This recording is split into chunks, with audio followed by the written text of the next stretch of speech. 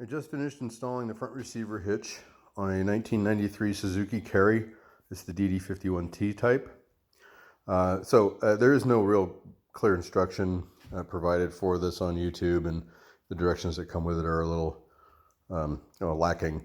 So for your benefit, to take the front grille off is fairly simple. There is a screw right there on both sides, mirrored.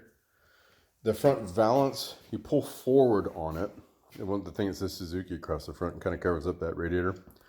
And then with that pulled forward, you get a screwdriver and you depress on the sides these little plastic tabs that are right there, and it pulls forward and off.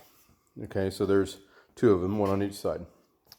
With that off, you can get to the bolts that hook here and here for the grill.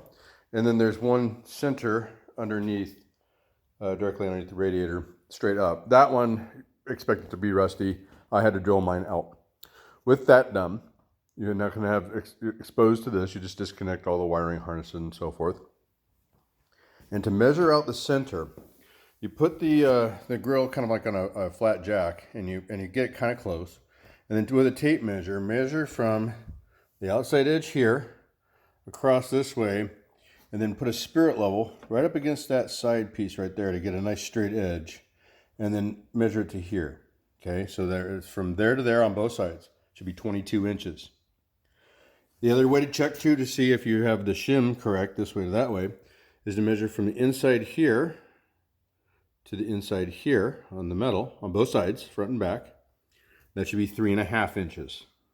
Once you have that measurement on both sides, then you climb underneath it and mark it. You want to get this right.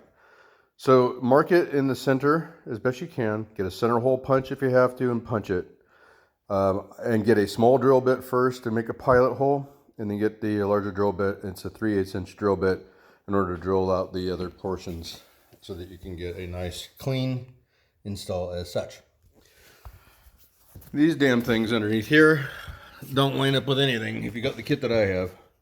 It's supposed to mount directly into the old what we call grate that goes underneath here. It doesn't, so expect to drill out another one there.